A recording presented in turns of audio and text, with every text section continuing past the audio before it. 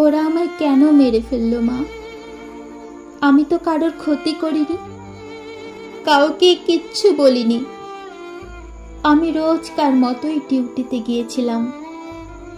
বুঝতে পারিনি মা, এটাই আমার শেষ রাত। আমি তো জুনিয়রদের সাথে গল্প করতে করতে অনলাইনে অর্ডার দেওয়া খাবার খাচ্ছিলাম। তখনও বুঝিনি এটাই আমার শেষ খাওয়া।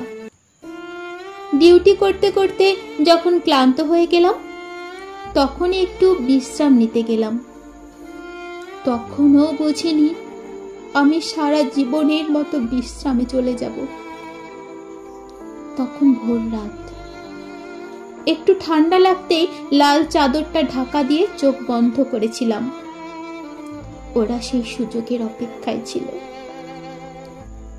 আমার সাথে ওরা জানো মা, আমার খুব কষ্ট হচ্ছিল, খুব চিৎকার করেছিলাম বাঁচাও বাঁচাও বলে, কিন্তু আমার আর্তনাদ কেউ শুনতে পায়নি।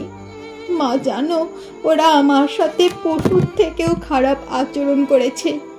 আমার শরীর নিয়ে খেলেছে যেন আমি একটা খেলনা পুতুল। আমি ওদের পায়ে পড়লাম, অনুরোধ করলাম, আমাকে ছেড়ে দাও, দয়া করো দয়া করো, আমি কাউকে কিচ্ছু বলবো না। ওরা শুনলো না কোনো কথা। ওরা আর আমায় তোমার কাছে যেতে দিল না। বাবার রাজকন্যার হলো না বড় ডাক্তার হবার স্বপ্ন পূরণ। তোমাকে বাবাকে আর দেখতে যেতে দিল না। ওরা এত নিষ্ঠুর যে নিজেদের সর্বশক্তি দিয়ে আমার গলা চেপে ধরলো। আমি বাঁচতে চেষ্টা করেছিলাম, কিন্তু মা, হয়তো ভগবানও চায়নি আমি বাঁচি, তাই হেরে গেলাম। ওরা আমার গলার হাড় ভেঙে দিল। আমায় শান্ত করে বিবস্ত্র করে ফেলে রেখে চলে যায়। সকালে সবাই আসে, আমি চিৎকার করি, কিন্তু তুমি বা আর কেউ আমার কথা শুনতে কেন পাচ্ছ না? মা, ও মা, দেখো আমি এই তো এখানে, তুমি কাঁদছো কেন মা? তারপর চোখ নিথর দেহের দিকে যায়, যেদিকে তাকিয়ে তুমি কাঁদছিলে। আমি শিউরে উঠি। এ কি, এটা তো আমারই দেহ।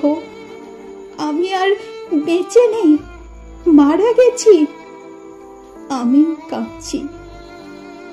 সবাই তখন শোকাহত আমার মৃত্যুতে। এতক্ষণে সবাই জেনে গেছে আমার মৃত্যুর খবর। সবাই প্রতিবাদ করছে, বিদ্রোহ করছে। আমি শুধু চেয়ে আছি আমার নিথর দেহের উপর। মা, আমার শেষটা তো সুন্দর হতে পারতো। দেখো আমার মুখের দেহের কি বিচ্ছিরি অবস্থা করেছে ওরা। আমি চিৎকার করে বলছি, ওদের তোমরা ছেড়ো না, ওরা নরপশু, ওদের তোমরা ছেড়ো না। কিন্তু কেউ আমার চিৎকার শুনতে পাচ্ছে না, কেউ আমার চিৎকার শুনতে পাচ্ছে না, কেউ না।